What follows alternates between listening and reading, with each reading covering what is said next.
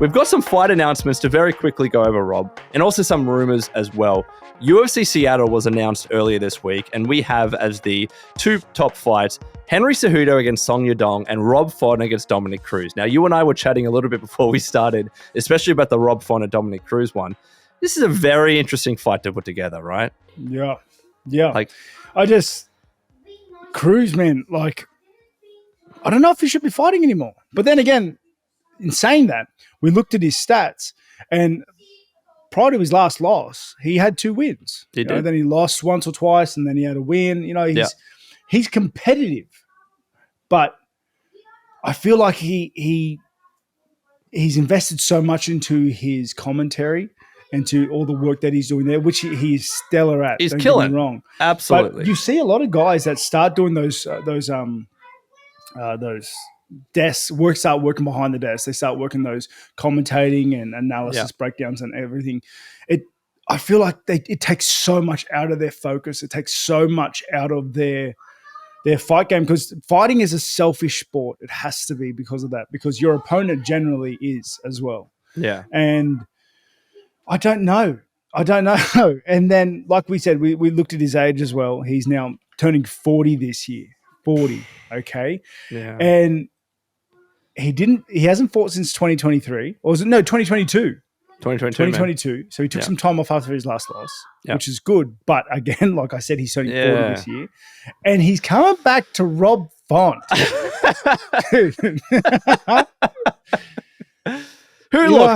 Rob Font, he had a win recently, but he was on a bit of a losing streak here and there. He lost against Figgy, he lost against Corey. He did beat Yanez, TKO, but then lost to Cheeto, who also Cruz lost to in his recent fight, and then lost to Jose Aldo. But Jose Aldo, no shame on that. Mm-hmm. So it's not as if, Font is on the same tear like he was in previous parts of his career. So in that sense, it makes sense. You know what I mean? Career-wise, they're kind of in a similar spot, but it's the age differential and how long Cruz has been out of the game and focusing on other stuff. That's why I'm I don't know if this was the right fight to make. Well, I feel like if you're going to...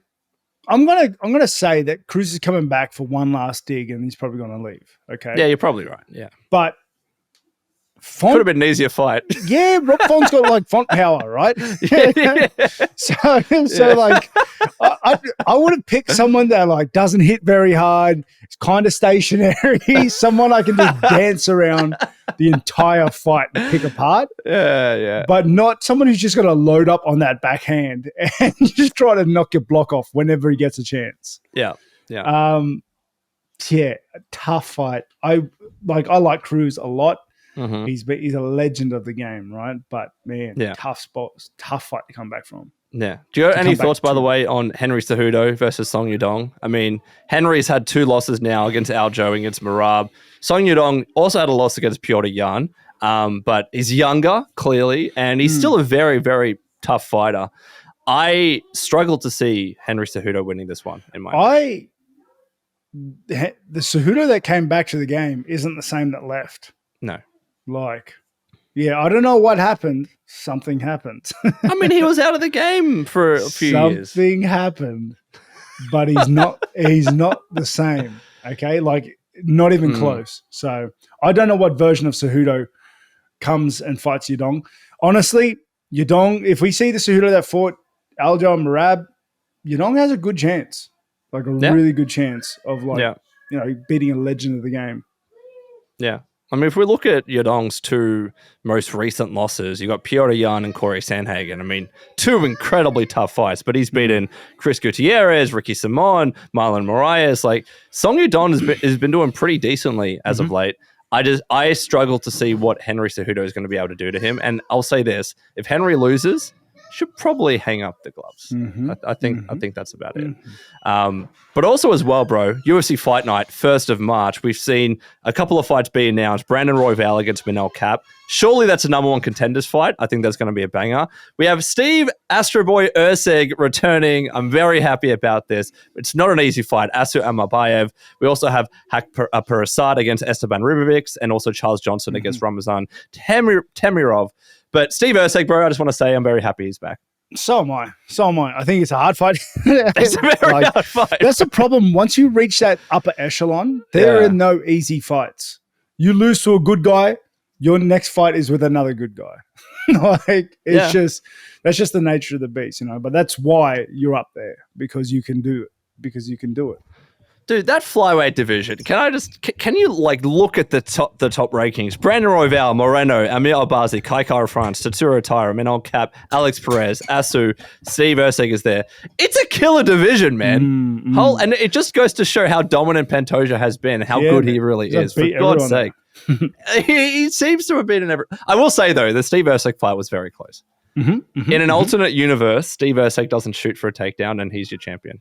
Maybe. Yeah. Lastly, though, there are a couple of rumors that I wanted to bring to your attention, because we got another Aussie at play here. Potentially, Jack Della Maddalena against Leon Edwards in UFC London. I believe it's taking place in March or so. It's rumored. It's not official. But what do you reckon about that one, man? JDM finally back at it. I'm interested in that. Because obviously two really good strikers. Yeah. Maddalena is really good at getting in, closing that gap and utilizing his tight-knit boxing. Yeah. But Leon is good at controlling that space and utilizing his kickboxing. Very interesting, Well, he was, and then we saw what Bilal did to him. Now, obviously, Bilal was fighting a very different game to what JDM will. Again, he goes up against the cage, fights in the pocket, does really well there. I will say this, and we're not going to give official predictions now, but Leon needs to be more active. He needs to be way more active. I know he likes to stand back, and we've talked about him being a sniper. But if he tries to sit back against JDM will pick him apart. 100%. And then the final fight rumor, again, not confirmed, but apparently Diego Lopes is being lined up to fight Yair Rodiguez. This one I don't understand. I don't know why Diego isn't just being put up against Movsar Ivoyev. They're the two clear contenders.